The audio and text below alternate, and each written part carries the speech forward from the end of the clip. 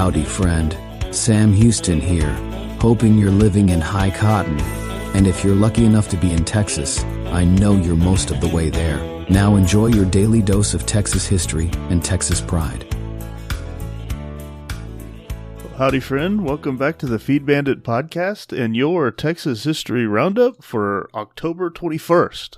In 1719, the Marquis de San Miguel de Aguayo assumed the office of Governor and Captain General of the province of Coahuila y Tejas. 2 years later, he founded a mission and presidio at Bexar. At the time of his appointment, only one presidio and 2 missions stood in Texas. But when he stepped down in 1722, there were 4 presidios and 10 missions. Aguayo also envisioned a Spanish settlement in Texas, and that came to fruition when 15 families arrived at San Antonio de Bexar in 1731, 3 years before his death in 1734. In 1822, the first bank in Texas, Banco Nacional de Texas, was established in Bexar, or San Antonio, by Governor Jose Felix Tres Palacios, with members of the city council designated as bank officers. About 12,000 pesos were issued in 2 installments, but a few months later, operations were suspended. This brief experiment took a toll on the note holders, as it was not until 1830 that the Mexican government redeemed the money. In 1835, Philip Dimmitt, Texas commander at Goliad, issued an appeal, quote, to the inhabitants of Texas residing east of the Guadalupe, end quote, warning them of, quote, a war of extermination on the part of the enemy, quote, and stating that we have either to fight for our homes or fly and leave them.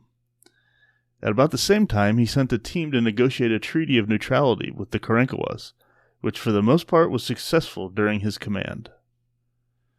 In 1887, Joseph Lesecar, who is credited with organizing Czech immigration to Texas in 1851 and 1853, passed away near New Ulm and was buried in New Ulm Cemetery. Lesecar and his family arrived with the second group in December 1853 and bought farmland in New Bremen, where he built a log house. Today it is preserved as a historical site. In 1982, the National Wildflower Research Center was chartered. It opened on December 22nd in celebration of Claudia A. Lady Bird Johnson's 70th birthday.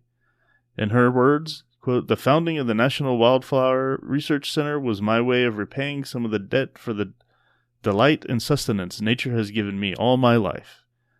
Well, not to mention the crimes your husband committed that probably benefited you most of your life.